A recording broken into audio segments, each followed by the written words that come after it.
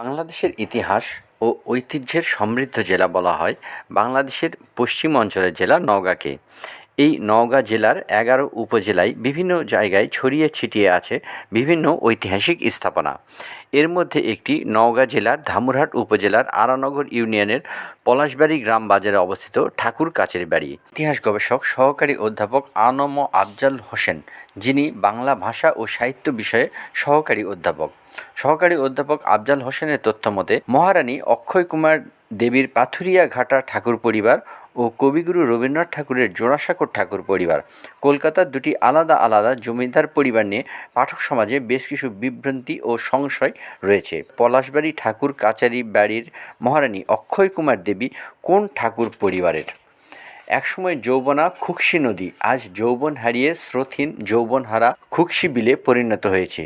এই পূর্ণ যৌবনা খুকশি নদীর পশ্চিম তীরেই অবস্থিত মহারানী অক্ষয় কুমার দেবীর স্টেট নামে খ্যাত পলাশবাড়ি ঠাকুর কাচারি বাড়ি। মহারানী অক্ষয় কুমার দেবী ছিলেন কলকাতার পাথুরঘাটার জমিদার মহারাজা যতীন্দ্রমোহন ঠাকুরের স্ত্রী। অক্ষয় কুমার দেবীর পিতা ছিলেন কাশীপুর, বর্তমান মুর্শিদাবাদ জেলার অন্তর্গত বিখ্যাত জমিদার শ্রীযুক্ত লোকনাথ চৌধুরী। আনুমানিক 1880 সালে অক্ষয় কুমার দেবীর সাথে মহারাজা যতীন্দ্রমোহন ঠাকুরের বিবাহ হয়। এটি কলকাতার পাথুরিয়া ঘাটার জমিদার পরিবারের একটি কাচারি বাড়ি। ধামুরহাট সিএস রেকর্ড বা সে সময়ের জমিজমা সংক্রান্ত কাগজপত্রে মহারানী অক্ষয় কুমার দেবীর নাম উল্লেখ রয়েছে। কাচারি বাড়িটির নাম ঠাকুর কাচারি বাড়ি হওয়ায় অনেকের ধারণা এটি রবীন্দ্রনাথ ঠাকুরের জোড়াসাঁকোর জমিদার পরিবারের সঙ্গে সম্পর্কযুক্ত। অনেকে বলেন এই মহারানী অক্ষয় কুমার দেবী রবীন্দ্রনাথের ভাবি, আবার কারো মতে তিনি রবীন্দ্রনাথের ভাগ্নি। তবে এই ধারণাগুলি একেবারেই ভিত্তিহীন, কারণ পলাশবাড়ি কাচারি বাড়ির জমিদার মহারানী অক্ষয় কুমার দেবীর সাথে জোড়াসাঁকোর ঠাকুর পরিবারের কোনো সম্পর্ক নেই। দুটি আলাদা আলাদা জমিদার পরিবার। তবে একথা সত্য যে কবিগুরু রবীন্দ্রনাথ ঠাকুরের বড় ভাই দ্বিজেন্দ্রনাথ ঠাকুরের স্ত্রীর নামও ছিল অক্ষয় কুমার দেবী। সমসাময়িক প্রভাবশালী দুটি জমিদার পরিবার, একটি জোড়াসাঁকোর ঠাকুর পরিবার, অন্যটি পাথুরিয়া ঘাটার ঠাকুর পরিবার। এই কারণে এই দুই মহীয়সী নারীকে অনেকেই এক করে ফেলেন। নওগাঁর ধামুরহাট উপজেলার আরানগর ইউনিয়নের পলাশবাড়ি ইউনিয়ন ভূমি অফিসের সামনের উত্তর দিকে ধ্বংসপ্রাপ্ত যে ভবনটি দেখা যায়, এটি সেই কলকাতার পাথুরিয়াঘাটার জমিদারের ঠাকুর কাচারি বাড়ি। 1947 সালে দেশ ভাগের পর থেকে স্থানীয় ভূমি অফিস হিসাবে এই ভবন ব্যবহার করা হয়ে আসছে। বাংলাদেশ স্বাধীন হওয়ার পরেও 2023 সাল পর্যন্ত আরানগর ইউনিয়ন ভূমি অফিস হিসাবে এটি ব্যবহৃত হয়েছে।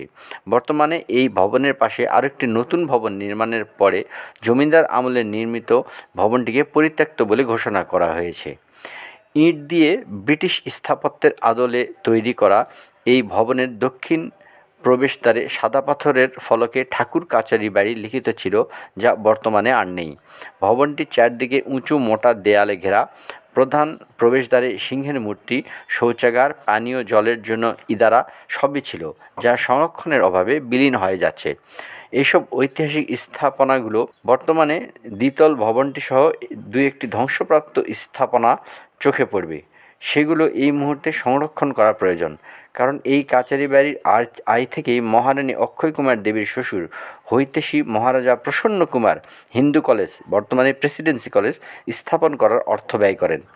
স্থানীয় ক্লাব, সমিতি, ইউনিয়ন পরিষদ বা সরকারি উদ্যোগে এটি সংরক্ষণ করলে পলাশবাড়ি একটি দর্শনীয় স্থান হয়ে উঠতে পারে। ভবনটি সংস্কার করে এটিকে ভূমি সংক্রান্ত পুরানো দলিল দস্তাবেজ প্রদর্শনের জন্য জাদুঘর হিসেবে ব্যবহার করা যেতে পারে। পলাশবাড়ির জমিদার মহারানী অক্ষয় কুমার দেবীর স্বামী পাথুরিয়াঘাটার জমিদার স্যার যতীন্দ্রমোহন ঠাকুরকে ব্রিটিশ রাজা 1871 সালে রাজা বাহাদুর, 1877 সালে মহারাজা, 1882 সালে নাইট উপাধি ও 1890 সালে মহারাজা বাহাদুর খেতাব প্রদান করেন। এই মহান ব্যক্তিত্ব নানা সমাজ কল্যাণমূলক কাজ করেছেন। তিনি একাধারে কলকাতা পৌরসভার কাউন্সিলর, বঙ্গীয় আইন পরিষদের সদস্য, ব্রিটিশ ভাইসরয় আইন পরিষদের সদস্য ছিলেন। তিনি মাইকেল মধুসূদন দত্তের তিলোত্তমা সম্ভব কাব্যগ্রন্থ ছাপানোর সমস্ত ব্যয় বহন করেছিলেন। কলকাতা বিশ্ববিদ্যালয় থেকে তাকে ডক্টরেট অফ ল ডিগ্রি প্রদান করেন। মহারাজা যতীন্দ্রমোহন ঠাকুর 1831 সালে জন্মগ্রহণ করেন এবং 1908 সালে মৃত্যুবরণ করেন। তার মৃত্যুর 2 বছর পরে 1910 সালে তার স্ত্রী মহারানী অক্ষয় কুমার দেবীরও মৃত্যু হয়। মহারাজা যতীন্দ্রমোহন ঠাকুরের মৃত্যুর পরে তার পুত্র প্রদত্ত কুমার ঠাকুর জমিদারির দায়িত্ব গ্রহণ করেন।